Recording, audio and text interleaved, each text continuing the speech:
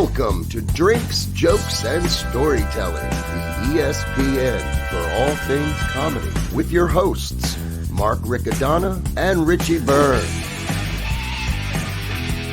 And now, grab a drink and welcome Mark Riccadonna and Richie Byrne.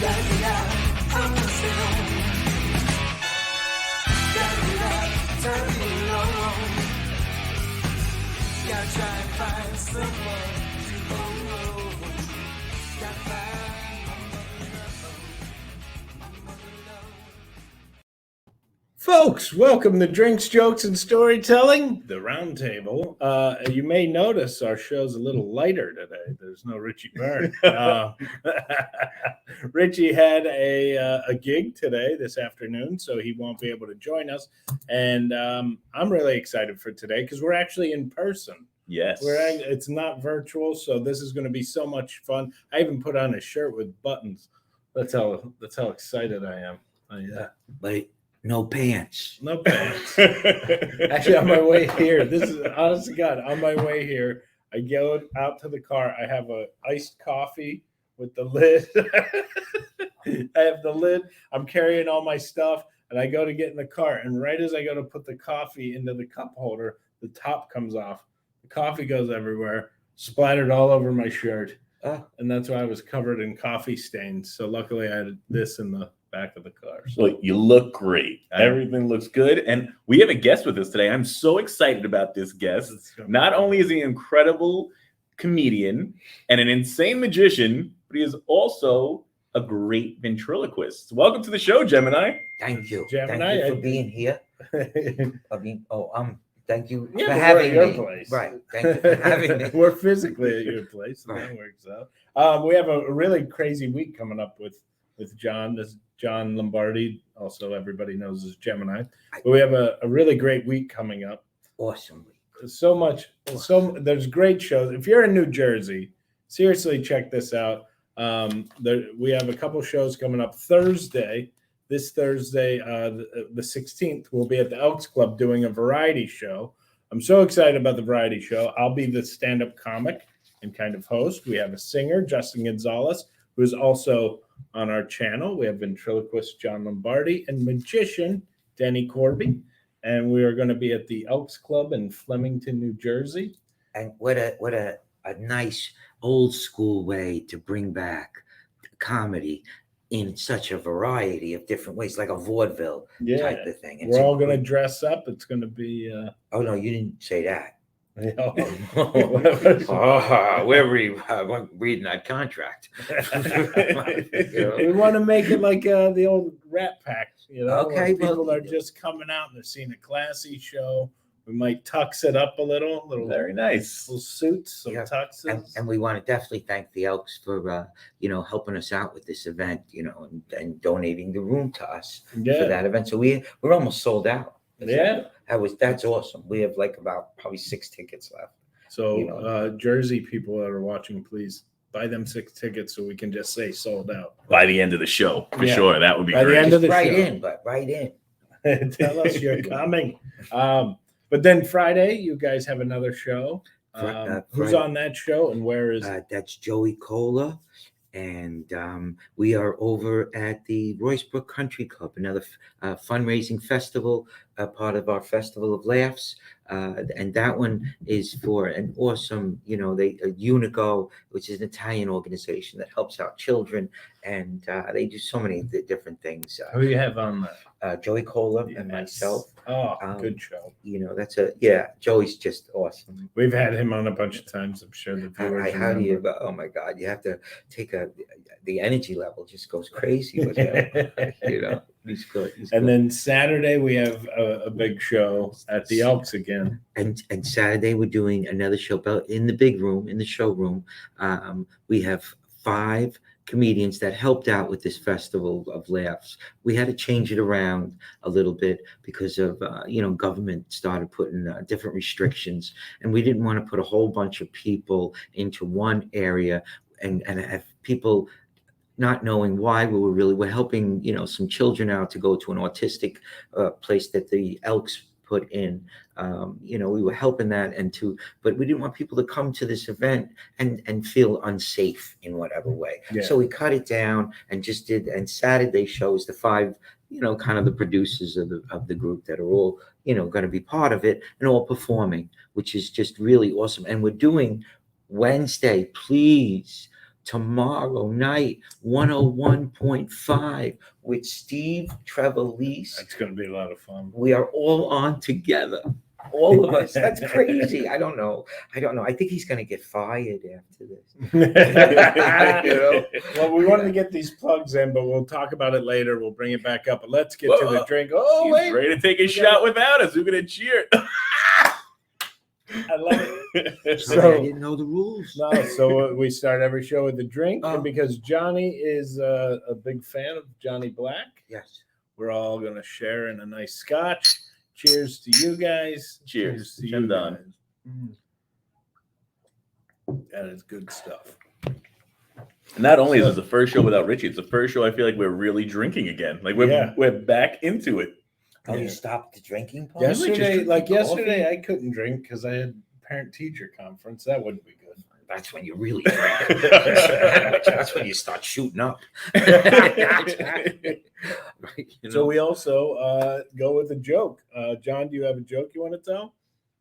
I have one for the theme because today we're talking about ventriloquism. Okay. So 6 ventriloquists are on a show. 6. And the first one goes up and he's murdering. He's killing.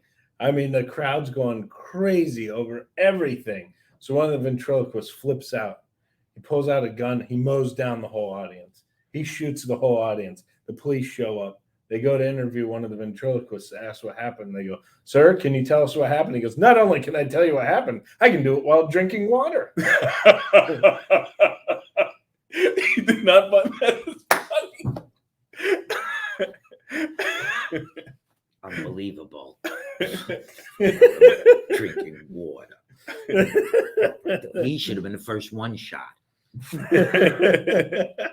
Big K Nick said, parent-teacher conference stopping. Yeah, he was shocked. Jimmy Maestro said, "No naked ladies. I must have the wrong channel." Hey, Jimmy. Oh, my God. That guy's a riot. We took improv classes together. He was one of the one night after an improv show, we went to the bar that everybody goes to at UCB. Everybody goes to the same bar. And we drank, I don't know how, I think we drank about 14 Rheingold beers. Oh, and wow. every time we'd order, Jimmy would go, Rheingold! we drank so much Rheingold that night. I don't remember going home, but I did a lot back then. Gemini, did you ever do improv? I feel like you'd be perfect on improv. Yeah, I try to put it in at every show, but it's being like you get a little information to everybody, and then I try to just be myself with more. But the improv that they, was set up like with the audience. Am I correct on this? And I've done that a couple of times, but you really got to, to get into the character, you got to have really good pot. Really good pot to get into the characters or whatever the audience. And if the audience is weird, then you gotta use medical. Jimmy says Rheingold. I love it. So you do ventriloquism, you do magic, you're a comedian, you kind of bring it all in. What was your inspiration? Because you're something of, it's kind of a dying breed, like an actual just entertainer. It's like, I do whatever it takes to entertain the crowd. Yeah. So the ventriloquism part, now I'll be really short on this. I worked for ABC at broadcasting, dragging around cable. So I was in the union. But that union, which is called NABIT, was always going on strike. So they're constantly, I'm out there marching, with a sign. And if you ever notice on any of these strikes, if anybody notices this, there's always a bar, like right 100 feet away. There's a bar. So you march with the sign, and the rat behind you, people throwing shit, and then you go drink. And you talk about management, and it's wacky bad. So I after 3 months, I was going on 2.5 months of this, and I'm done. I can't do this. So the drunk, they're all drinking, and the light guy for Central Park I worked right by Central Park on 72nd, and right there, the sound guy that did it for the Green Knoll, whatever that restaurant is, all the sound. Drunk, I get these guys tomorrow. I'm bringing a puppet. Look at all those women over there. We could talk to them. We're watching over here. I love you bringing a puppet to try to talk to Let's go. girls. Because none of us could talk to girls. I mean, if with the sign in our hand, it didn't look good. It didn't look like we were real good workers. You know what I mean? It just didn't. What girl wants to go with somebody that's on strike? It's a union job. I was but it's tough to. I mean, the unions are great when they they're for that, but sometimes they're fighting over things that couldn't even tell you what it was. I was making great money and I thought the job was good, but there's things behind the scenes I couldn't even. But we went out there and let me tell you, I did it with the puppets. I had the sound and the thing, and the guy goes right. All of a sudden, management started coming out and coming to watch us, which was horrible. Oh my God, and they said, you're supposed to have security when you have these sound system things that we had out. And I had all the pot guys, all the drug dealers raise their hand as if they were security, so that we have, you understand? They don't look like security. They're the best kind. They're the best kind around. Let me tell you, they're all out there. They know if anything's taken. That guy looks like he's selling drugs. It's just a plant. Looks like that, But and one time we got the money stolen. I made a deal with them. I would give them a third of the hat to the Jamaican guy that ran the park. So that the money was always there. We're in the park. I got these two skinny guys. Who's going to be a protector? You know what I mean? Yeah. So I gave them a third of the hat every night, and they would watch the hat, make sure it was always, always there at the end of the night. But one time this guy came, we were doing really good. They made a lot of money. The Jamaican guy was happy. You never could tell they're happy because they never smile really. So here it is. And this guy drags his foot over, staring at the money. I go to reach into the back of the puppet. We're in Central Park. You always have a weapon. So I had a switchblade. So I went to go get it. Bang, he takes the money and he runs. I'm looking for the Jamaican guy. It looked like it came out. I'm remembering this as if it happened. It looked like a guy came out of a tree, another guy out of a bush. They tackled the guy. The guy's feet are kicking, and he's pulling him and tackle.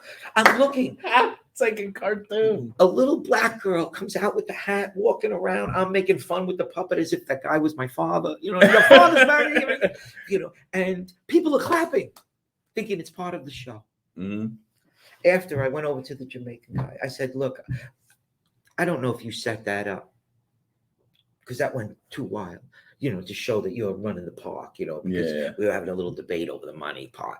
I mean, if that's what you did, but or maybe it happened. Maybe it happened and you got the best security here in the park. I was amazing.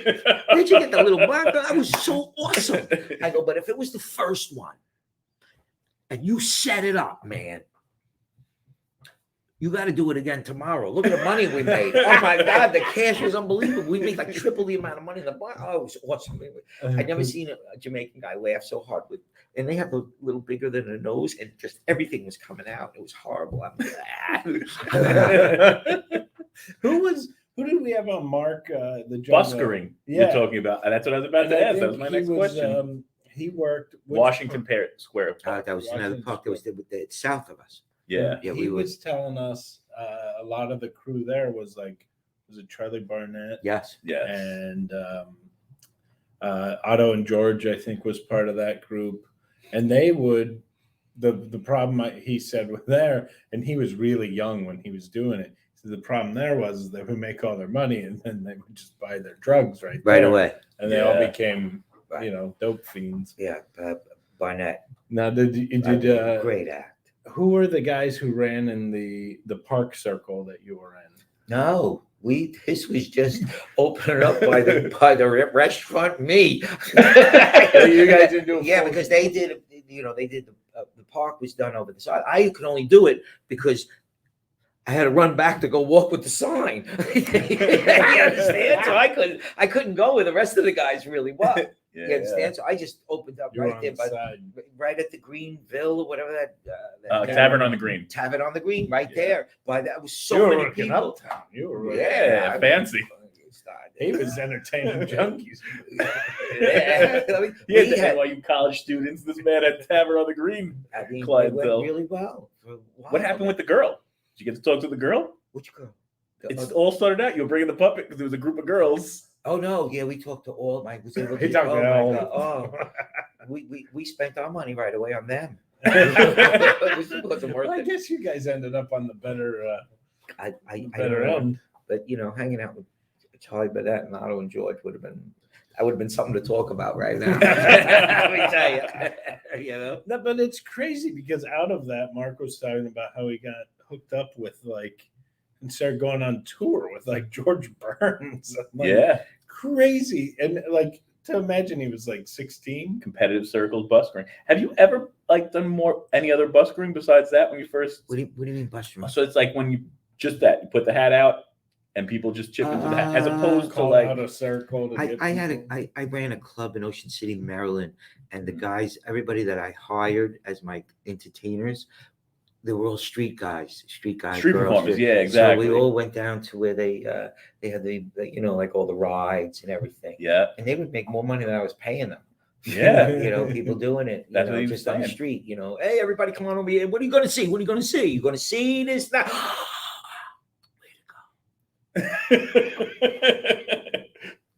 Yeah. So you're messing with doing the ventriloquism. When did you start to bring in the magic?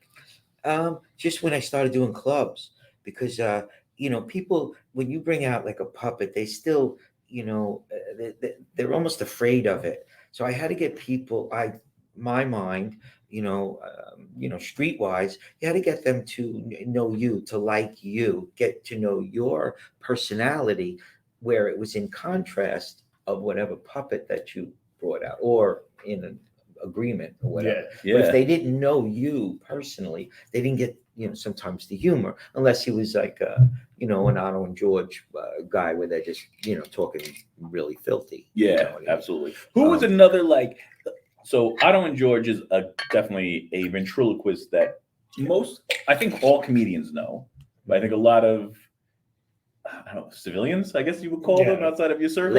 Laymen would know as well. But do you have any of those that people would know as an inspiration that brought you into this? Immediately, and I don't know if he was an inspiration to you or whatever, but I know immediately when I think of stand-up comedy and ventriloquism, Willie Lester and Right, I got to work with them in Philly, and Really? we got a whole bunch of pictures that we could have put it up. Yeah, and that guy, what a nice man. But him and his puppet, they're both nice. You know what I mean? They're just so nice. You're a good-looking man. I agree. They're just the nicest people. I mean, even the puppet's nice. Thank you. Oh my God. Well, so do you know Vince D'Antona? Yes. So Vinny. Vince he's beloved Long Island ventriloquist, and I used to do a lot of kid shows with him. Okay. Out at Governor's, and him and I just got along, but he always. I would see him. We'd be in the green room, and the puppet wasn't out, but I'd hear in the back, "Hey, Mark, how you doing? Oh, let's say hi. Hold on, let me get him out of the box." And he would, when we were doing the kid shows and we're in the green room, I'm all about if you're a method type guy Actor or whatever, performer. So you're backstage, and it was weird that he would talk to my roommate was a little person, and he would talk about buying his clothes, and because he was that's a cool outfit. I would love it if you want to ever get rid of it, I'll buy it off you, because it's a Yankees jersey or whatever. Yeah. And I was completely okay with it, but then we were at a Christmas party, and he brought out the puppet, and he started walking around the Christmas party, and it's a bunch of drunk comics. So everybody was nobody wanted to be mean to Vince and say dude, put the puppet away. Let's just hang out. So everybody was running away from him around the bar. Being a stand-up and a magician and a ventriloquist, out of the three, the wackiest group is the ventriloquists. Yeah. You go to, like, we would go, I went with John Peasy, another great He was supposed to be here today. ventriloquist. Had a little conflict, Another great but- vent, man. Another great vent. And we went with them. I had a Coca-Cola commercial, and we went, up to the. It's in Kentucky, where it does once a year. It's a convention.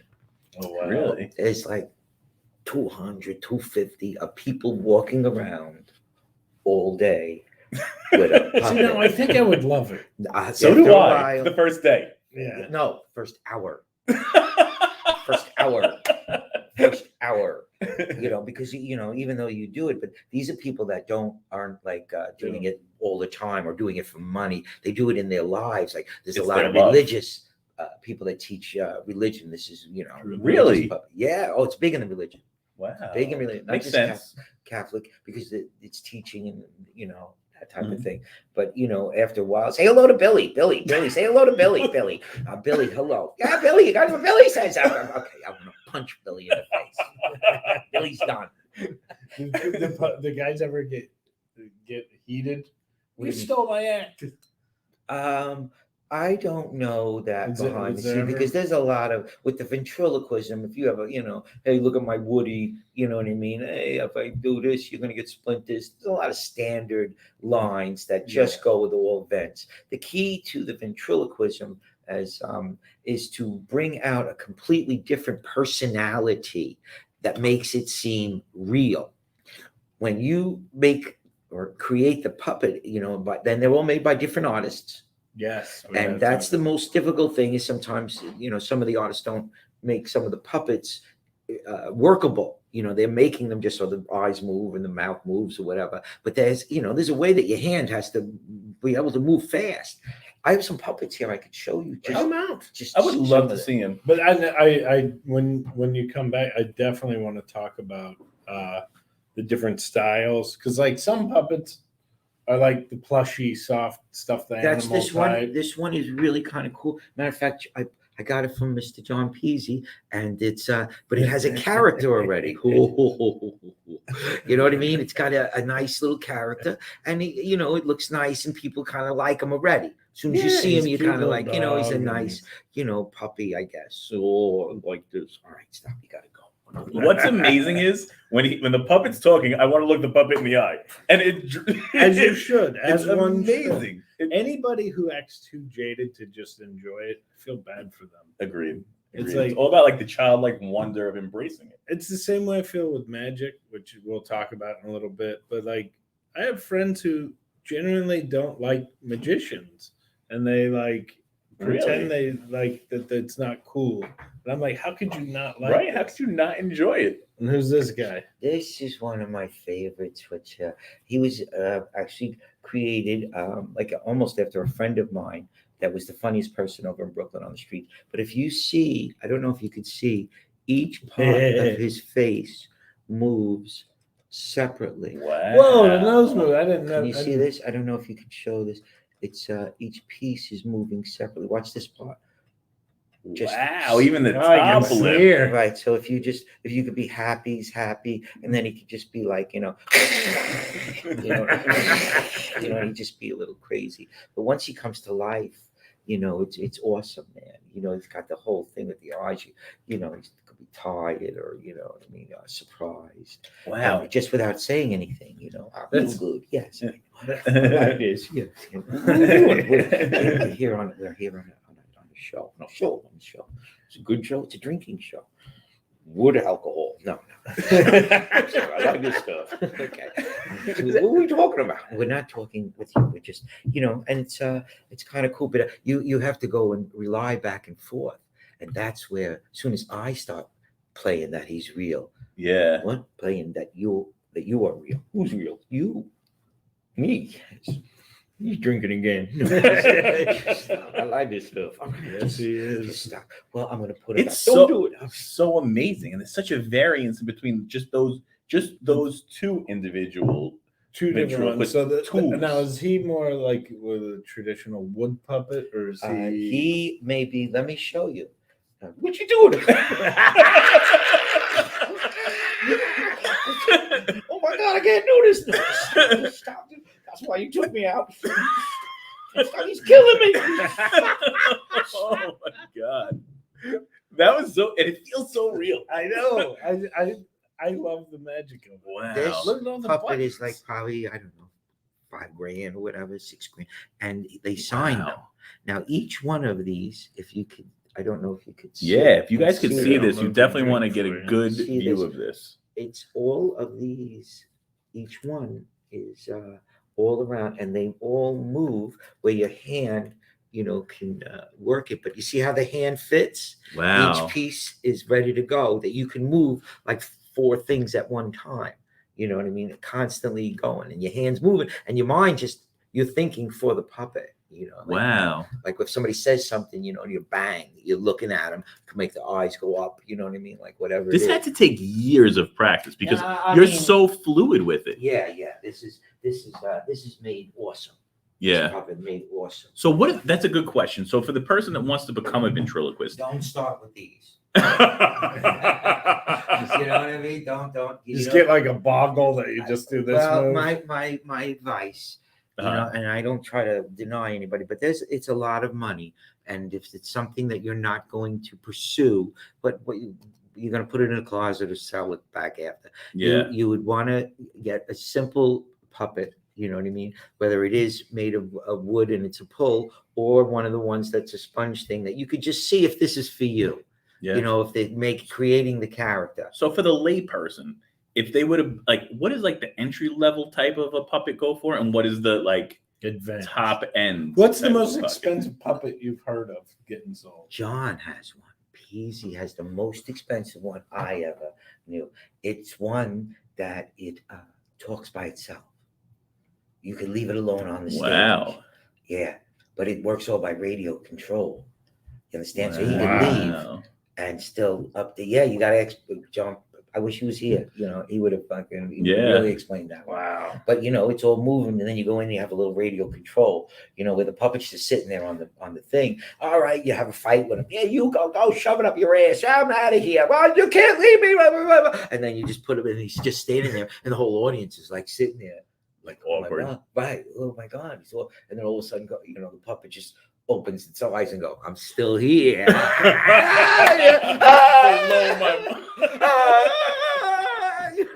Do you guys watch the show, and anybody watching at home, do you watch the show What We Do in the Shadows? No, but now I'm going to start. Okay, this show is easily my favorite show that's on now. Can't let Gemini drink alone. Go ahead, keep going. And it's about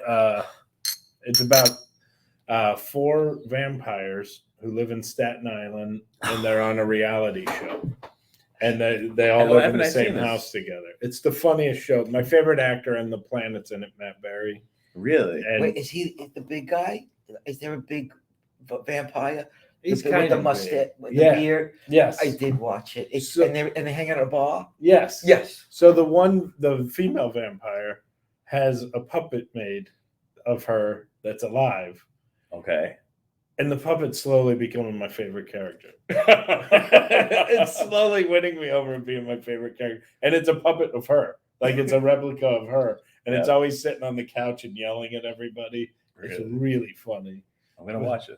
But when you said about the radio control thing, about they walk away, I'm still here. Yeah. That puppet just, every time it talks, I'm laughing. Yeah. My father-in-law loves a lot of the YouTube video clips. There is this one on one of the IGT America's Got Talent or something of that nature that has a dog, a ventriloquist with a dog. And the dog talks. Yeah. It works the same way that we're speaking about.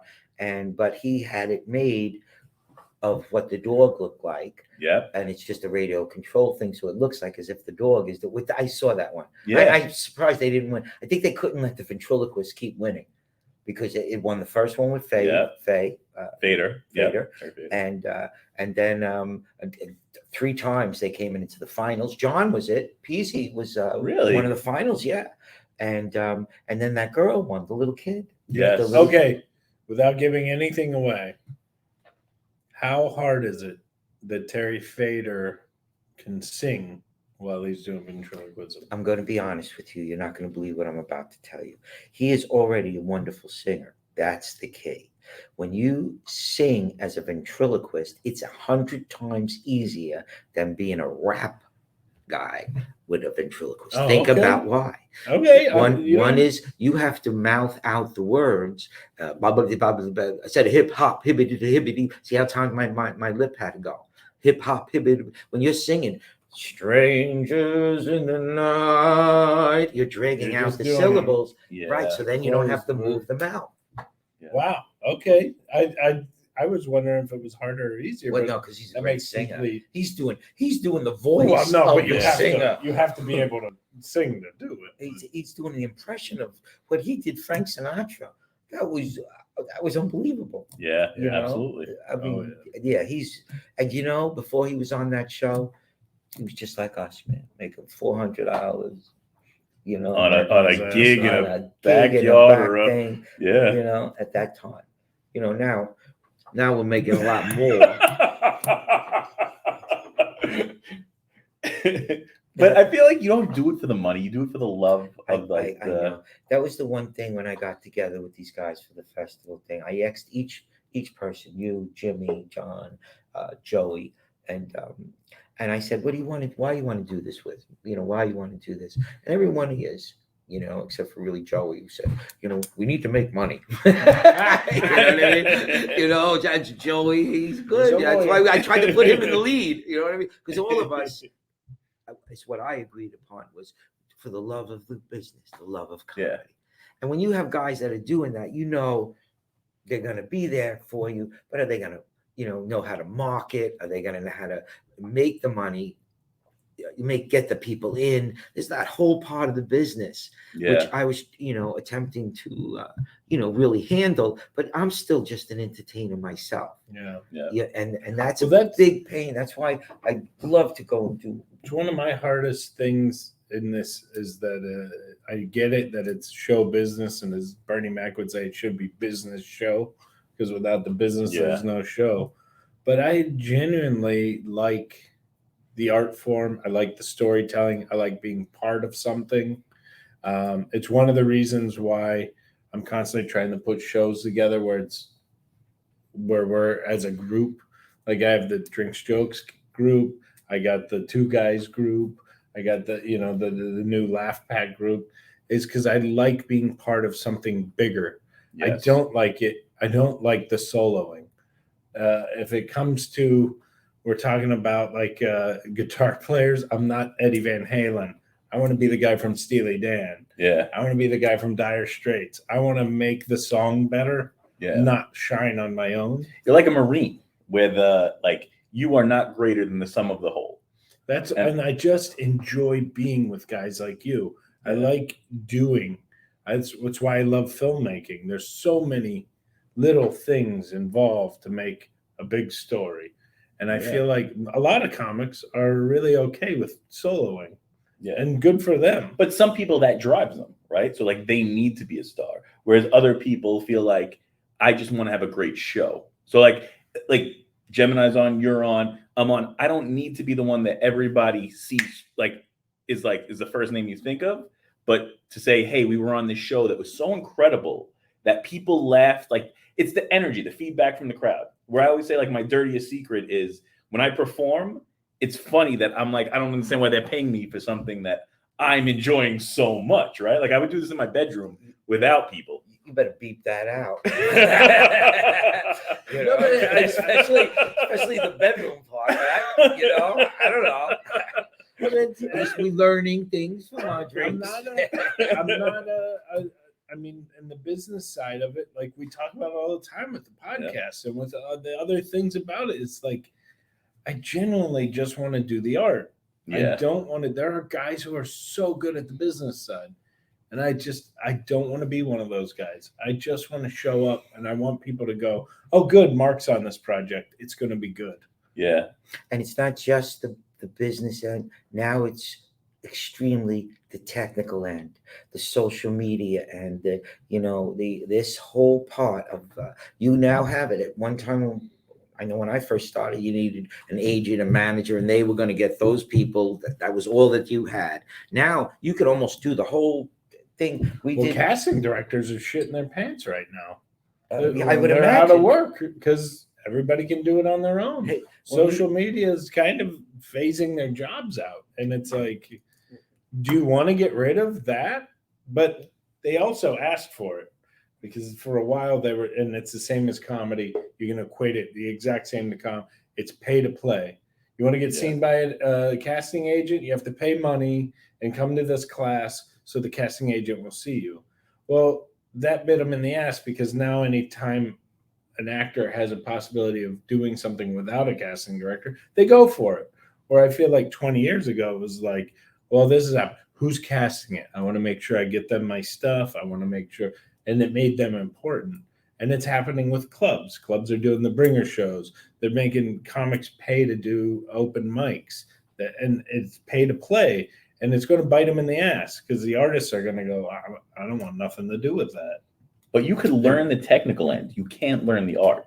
Like what you both have is like you have this effect on people where they want to get to know you. They're drawn in. Like where they're like, oh, these guys are talking. I want to hear this. And you have he this. Keeps pouring, so he's my favorite. Then I'm going to keep drinking. So it's okay. That's fair. And I think this is the best way to do drink jokes and storytelling, right? 100%. Like, we're just having a good time and having a conversation. And then I feel like, cheers, he's ready to go. Oh, yeah. I'm sorry. I hope you really did listen to the beginning at the last line he has of that great opening. Get a drink. Did you see that last line? I hope you all did that. No one we had I don't know. No, continue. It's okay. No, it's okay. Good. Keep but going. like we have somebody like Rich Scheidner around. Now, Rich doesn't drink. And which is understandable, but he went through like a battle with it. Totally get that. He doesn't drink, but there's to me there's like a respect of, okay, I totally get it. There's a lot of guys who are so caught up in the business side and the technical side that they don't have any of the social side. Like Rich doesn't drink, but he still has the social side.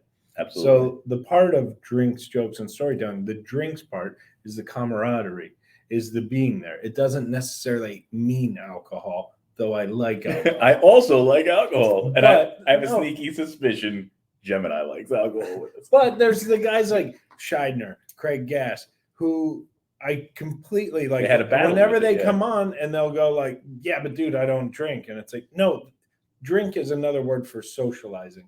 You can have a water, you can have a seltzer, you can have a whatever. It doesn't have to be alcohol. But the problem with a lot of, to me, the new generation that's coming up is there's not the drink part of the drinks, jokes, and storytelling. They don't socialize. They don't want to be part of it. They want to go on Facebook and pontificate and talk at you, not to you or with you. It's like they talk at you of telling you what you're doing right or wrong. And it's like, yeah, but you've never done any of it. All right. So like I have two parts of that to retort to that. It's much more difficult to name a show connecting jokes and storytelling. I'm just saying the drinks part is... Yeah, but the younger generation does not have the same type of connection because they were never forced into real life connection. They lived in a world that none of us have. Well, I think you've had the most because I think you're the youngest out of all three of us. I had email my senior year of high school. I didn't. Me too. I checked it once a week. Me and you are in a very similar group where we didn't grow up with a computer in our hand, but we in high school we ended up with a computer in our hand, so we understand a little bit of it, but not enough of it. Where these kids are so detached from having to make a friend outside of actually having a computer. When I was a kid, ready? So I've always been a hustler. So it's tough because you introduced me like he's a professional gambler. He does this. He has game rooms, but you can't really quantify what I do, right? Yeah. So what I've always been is just I'm very good at enjoying life and then finding a way to make money at it, right? So in the very beginning of me, exactly what my wife's going through. Yeah, very. You describe what among other things. Don't let him just end on that one. Continue. So I'm so sorry. In middle school, before there was a computer, I remember going to my friend's house to buy my friend's older brother to buy baseball cards. We went there and I had $30. Now, $30 in the 6th grade, you're a god, right? Oh, you're killing. So I'm like, I'm going to buy all the baseball cards I can. Now I'm going to tell you how old I am. I was looking to get like the baseball cards from the 70s because I was born in the late 70s. So I'm like, I'm going to go buy that. So I get there, and this kid had a cardboard box with all Playboy and Hustler and this and that magazines. And I'm like, how much do you want for those magazines? Now, you couldn't see boobs on the internet yet, right? So they were far into a sixth grader. He's like, give me $3 a magazine. I was like, I'll take 10 magazines. I bought these 10 magazines. I took them to middle school, and I sold them for $20 a piece because I knew there was a demand. Plus, I was getting to enjoy all the boobs I wanted in the process of converting these magazines to more money. Fucking Tony Soprano. Tony selling them boobs. That's the show I want to see. But yeah, so like that showed me like I can make money doing what I'm enjoying. And in sixth grade, who wasn't enjoying that? So I feel like to me, that's the way my life seemed normal. But to other people, it was get a job, work for the city, do this, do that. So it was a weird animal. So now business was the same way entertaining people is natural to you. I feel like business was natural to me. I'm like, I'm paying $3. I can get $20. I was like, in between, I enjoyed the magazine. I remember as a kid, they had a magazine with Vanna White and Samantha Fox in it. And I remember reselling that magazine. That's a $40 magazine. Right? I think I could have charged more. And then, okay, so now back to the point. So now kids don't ever have to have this struggle. You go online and everything What did you that charge you for National Geographic? I don't know. I got a 20, but I got a 10. I don't want to say anything, but I thought the only way to get a woman was climb a tree. That's what I thought it was. Dad, how did you get Mom?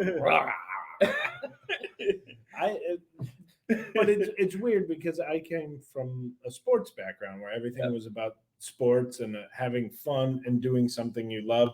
I literally wanted to go to college just to play sports.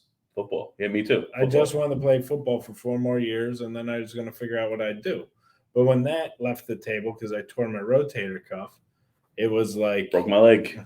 Senior year with a scholarship. So it was like, this isn't going to happen. I made home movies with my brother. Like that's what we did pretty much his senior year and my senior year. So we ran around with the camcorder with the VHS tape in it. We ran around and made movies, and I was. How did you cut them? Edit. So you had to get a VCR and plug the camera into the VCR, and then play and record to edit it. And we made like 4 2-hour movies, and they all had to do with newscasters, undercover detectives, and guys with mustaches and hairy chests tackling people. Wow, that's fun. But so then when they were like, what are you going to do with your life? I was like, I don't know, I guess act. Like I have no whatever. And I just figured it out. I love that. So when I was a kid, my father always said, do what you love. You'll never work a day in your life. Are you happy with what you're doing? And it's funny because my father is a different animal than me. He was a sanitation worker. He broke his ass doing that, doing construction, doing everything he could on the side to provide for my mom and the 3 children. So now when we talk, I'll say, I'm like, oh, I'm going to do this. He's like, how much you getting paid for that? I'm like, it's not about that. But I'm like, a wise man once told me, if you do what you love, you never work in a day in your life. And it's funny because we had this conversation earlier today. And I'm like, I'm not a worker mentality, but you created the non-worker mentality. So when you were a kid, did you find the same thing? Like, did you find ways that your artistic expression came out? My father was an IRS, big time. I can't tell you. I have no jail record. No record. I mean, when he was pretty, his job was pretty high up. I mean, I would be in one of the little boxes or whatever because of whatever happened, and he would just walk in, and this Italian man he was like done with me. I don't know, and I'd be sitting there, and he'd walk up and show this badge to whoever the captain was, and captain, who are you? We can't let this guy out. We're not letting him out.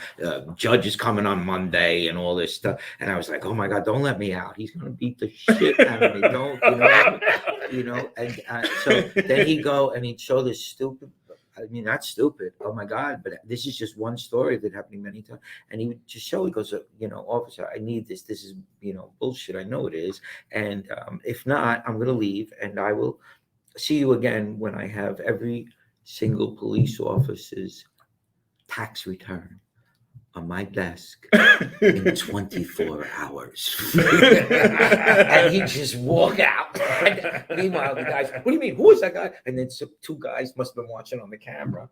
Fucking, get him. You know, and, yeah, you don't want to mess with those people. No, IRS is the last person. Never, ever. But so you're saying it, but he believed, just like I don't know if your father, but he would believe that you needed to get a job so that you had a pension. You know what I mean? That type of thing. Whatever it was, you worked the 20 years, be a cop, whatever it was, you know. And even when I started trying to be on my own, it's weird when the IRS agent lives in the house and you're trying, what do you mean, Dad? I got to give 28%. It's only $50, man. What do you mean like that? And it was cash. I told you don't take the cash. I got a check for that. That's money that you. He was real strict with it. He didn't take nothing. People came to the house trying to, like, I guess I didn't know at the time, you know. And my mother yelling, "It's only a mint coat. What mint coat? Why can't you let it go?" No, you get it out. And put that fucking hand out like this. No, he never bribed nothing. He was one of these straight shooters. My dad too, and his dad was an air traffic controller. Since he was 18. Wow. Graduated high school in 1968. Went straight to the Air Force. Went to Vietnam. Got out of Vietnam. Was an air traffic controller. Worked for the federal government. I'm like, my poor father never got to smoke weed. Wow. He smokes now, does he? I hope he Why does. would you not try to smoke with him? Because my dad is still a federal employee in my eyes. No. All right, so my dad wouldn't. All right, so my dad was a badass early in life. He all right, I'm gonna tell a good story. So I visited my aunt, and my aunt was like, one time they didn't live in Staten Island, right? But my father did at the time. They came to Staten Island. My father was like 14, 15, and they said he picked them up at the ferry to drive them to my grandparents' house. So they go there, driving. All of a sudden, woo, woo, cop pulls them over, and they're like, she's like, "Why are you pulling us over, officer?" She's like, "We know who he is." Like, that's how bad my father was early in life. Then, right, 360 total turnaround. When my mom comes around, he gets a city job, this and that, and he becomes a very like straight-laced shooter. So then he believes in all of this, you know, get a job, do this, go to school. You got to do it this way. I feel like all of us were created from somebody that was so straight and narrow, you know, like going by the book, that now we are almost the antithesis of what that would be, which I find so interesting. I kind of disagree, because both my mom and my dad were both pretty straight shooters. My mom has like she has a blue mouth. She'll say shit that'll make you crack up laugh. I told Christy Miller, I go, my first, I wasn't even in junior high. I was in grade school. My brother and I both got cassette tapes. My brother got 2 Live Crew, and I got Andrew Dice Clay. And I had to hide it under my bed because it was so raunchy, you know, so all this swearing. So I'd hide it under my bed. My mom found it, and I had to go to football practice, and she was like, "Oh, what's this?" And I was like, "Oh, it's a cassette somebody let me borrow." And she was like, "Oh, well, why don't we listen to it on the way to football practice?" And I was like, "Oh, God." And I was so scared. And we got in the car, and Dice is doing his thing, you know, this fucking guy. My mom was laughing the whole time so loud. And she kept it in the car and was like, whenever we go to football, we'll listen to this on the way there. Oh, wow. And it became our thing. My grandmother used to listen to Dr. Dre and Snoop Dogg with me and my brother. Wow. That was the album I was going to reference. That was like the bad album I remember getting as a kid. And we would be listening. My grandma was like, this is pretty good. She would listen to it. And we'd be driving. She had a big baby blue Lincoln. Gin and juicing. And we're listening to rolling down the street, smoking, and my grandma's just. So now I have a question for you both. So John, start it out. Like, when did you feel like your family embraced what you do? They always were a background. I mean, Mom would come to the things, and it was. They were always. It wasn't like they said no, don't do it. They actually bought me one of the puppets when I was. I brought them. to the Borgata Casino. I'm headlining there, and I opened it up for the first time at the Borgata with, there had 900 people, whatever. And I said, my parents just bought me a gift. And I took them out of the box, and Wow. I already practiced with them and stuff like that. But and it was that was bad. You couldn't do it now because it was a black puppet. And my mom just bought me a gift. Oh my God! Can you imagine now? Oh, I'm even thinking about that now. That would be horrible. You know what I mean? It's got to be very different too, because I feel like ventriloquists get to push, like, let's say Otto and George push the boundaries beyond where the boundary should have been pushed. Do you feel like somebody else? Yeah, that was my question. The fucking puppets. Yeah, I told him not to do that. That son of a bitch. Why has he got all the money on him? I don't know. He robbed the bank. Hey, arrest him. Yeah. So what's your take on the Me Too? Not the Me Too movement, but the woke movement. What do you mean the woke? Like people who are overly. They want to cancel people for anything. Oh no, that's going to go to a certain point, and then if it goes further, if it goes further, we're in trouble.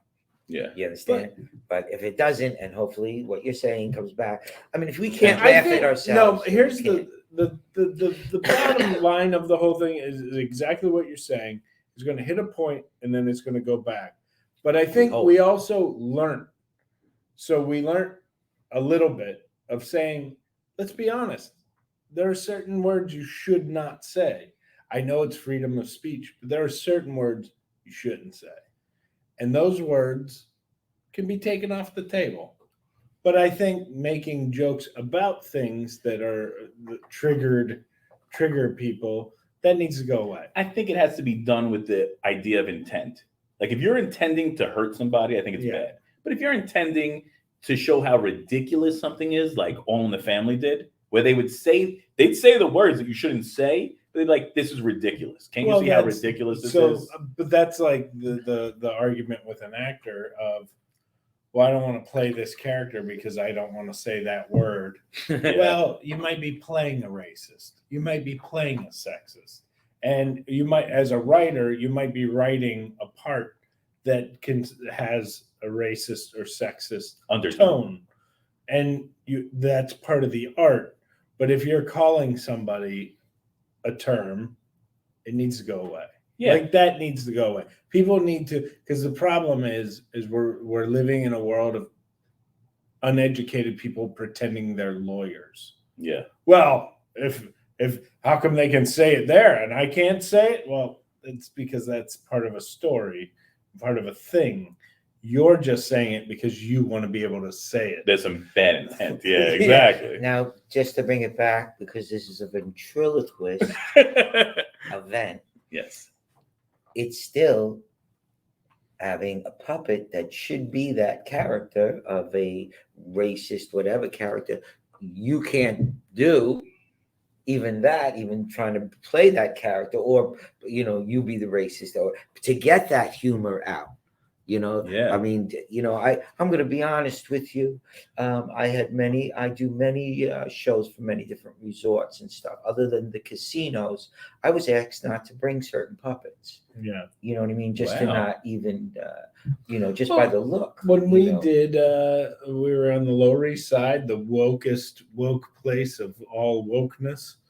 And you came with me and we did that show on the Lower East Side. It was in that basement club, my buddy's bar. And you went up and it was all early 20s in the audience. And you brought out the black puppet and I could feel tension. I felt the audience go, pull back. Oh, I got to get my phone out. Like I'm about to record something that, is going to get, it's going to get whatever. But how genuine you were talking about your love of your friend, and the puppet was based off of your friend and the whole thing. All of a sudden you saw all these woke people go like, that was really sweet. That was very, and you crushed. But I felt he'll say motherfucker, but I don't say anything. No, there was no race.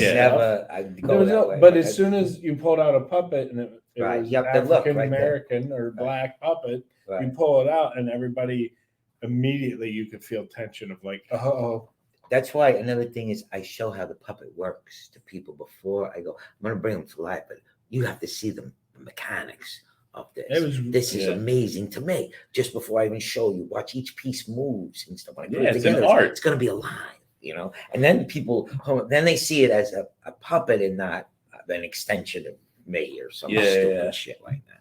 But it's a totally separate entity, which is interesting. I feel like overall ventriloquism is so engaging. Like people want to stand back from it because like, oh, it's a puppet, and they push it away. And then, but if you really just embrace your art, it's when he busts it out in front of the audience, they get so excited to be part of the show. That puppet's gonna talk to me. I can't wait. When you bring the person on stage and turn them into a puppet, amazing. You see the family, and this was actually in Flemington. It was at the Moose Lodge. Okay. You brought a young kid up, young. I'm 22, 23. Yeah. And you put the thing on, turn him into a puppet. I'm watching his table, his family. They're pissing their pants laughing. They're having the time of their lives. Everybody in the audience, he's a bartender there. So everybody in the audience is loving every second of this. Yeah. Turns out it's my brother-in-law's family. Oh wow! Yeah, Small world. My sister-in-law married this guy Joe, and they all are members there, and that was his nephew, and that was his godfather was the dad. Oh wow! And I took a picture, not knowing that at the time, and I Yeah. sent it to Angie, and she goes, "Oh my God, that's Joe's nephew." Wow. And that was You're kidding me. So that's how Do you remember? I remember that, but I don't remember that you didn't know at the time. In the I beginning. didn't know until afterwards. We were at the bar, and they're like, "Your wife's Angie, isn't it?" And I was like, "How do you know?" And they're like, "You were at Joe and Mary's wedding." I was like, "Yeah." Oh, And they're wow. like, "Joe's my godson." I was like, "What? This is great!" But watching the family, and I took pictures. I remember in the audience, I was taking pictures of the family and of the guy on stage because everybody was so excited to be part of it. And then when I said it, then Angie knew who it was, and they knew who I was, but I didn't connect it. Yeah. It was Even with the ventriloquism and doing the different like puppets and making people Yeah, I in the beginning you try to be so original, creative, and you try to be creative through your puppets. Getting them made a certain way. Yes. I did one thing that's nobody's done so far. I mean, I don't do it all the time now, but I had a penis doll made. Everybody was doing dick jokes, and it was stupid of me, dick joke. I made an actual full. I don't even know if I got two of it. them. Well, one is nicer than the other. And one is bigger than the other. And it's just a big puppet. But a friend of mine, Bobby Levy, Reverend Bob Levy, came over the house. We were partying. I couldn't get the jokes out of his mouth, write them as fast as he was saying them, because he wrote a lot but just stupid shit like, don't rub me the wrong way. Hey, what are you trying to say? You know what I mean? Don't you see the guy over there? I can't see. Why can't you see him? I'm cockeyed. Just stupid shit one after the other. But just knock it off. Knock And if one you at like one. Bob Levy, I'm performing with him on the 28th at Gleason's in Levittown, Pennsylvania. Perfect segue. You should come Yep. out and hang. I'm scared of him now. If you're available to come out, Gleason's, they make some of the best cheesesteaks I've ever had, best chicken wings. Oh, so good. And the owner grew up across the street from my wife, and his parents and my in-laws are best friends still to this day. Well, then that. Oh my God. I just had the worst news come across. I'm sorry for doing this in the middle of the thing. But my wife has been pinging me, and I actually had to turn it down earlier. Norm Macdonald died. No! That is so sad. This is Died gonna of be- cancer. This is going to be a really bad day for my wife. That's one of her favorites. I think he's one of everybody's favorites. And I'm sorry for bringing down the mood. I apologize. But I think we're a comedy cast. I feel like that's something to acknowledge. I'm Did, like, did wow. it say how? Cancer. Oh, that's okay. Well, we should probably wrap, even though that's on a sad note. Oh, I'm sorry. We are. That's the no, worst. but I wouldn't that's have done that on- breaking news to on- anybody watching. That is I'm breaking sorry. news to anybody watching. It's, Well, on a good note, Yes. Wednesday, see us on 101.5 with Stevie and Trevor Lees. Trevor Lees. Jim Jimmy, Mandrinos. We got Johnny John G, Gill. Joey Novik's gonna be there. Joey Mark Novak. and myself. and hopefully you'll call in. Yes, I hope I can be there too. I want you. I don't want to miss it. You know what's funny is the reason I love our show so much is you don't just get to listen to a bunch of people talking. I feel like you really make friends. Like even when you're just as a listener, right? I feel like you get to be you're part of it. And I'm sorry if we didn't get to all the comments. We had so many great comments. No, we appreciate you being Jimmy, with us. thank you so much. Megan, I can't believe I missed you. Megan's so great. We have a really great group that are watching. Yeah, we have a great following. Who I else? appreciate Who our else was there? following. You know what? They were coming in all over, and I ended up freezing up, so I have to tie it up on that end of it. But it's funny because my phone has been going nonstop with comments here and there. Cheers. Let's have another one before we head out. Guys, this has been Drinks, Jokes, and Storytelling. Thank you for tuning in. We appreciate you. And I think we need to do another one of these because I really feel like Gemini is so much fun. We got to come back here. And we drink more than ever while we're here with Gemini. Let's start doing them here. You are welcome anytime you want. Stop. Look at this. This is beautiful. I know it came out really nice looking here. And the black thing really made it look nice. We're still going. We have a ton of viewers right now, by the way, guys. We say hello too. If you're here with us right now, if you're with us, just drop a line say hi. so we can Drop say it hi. in.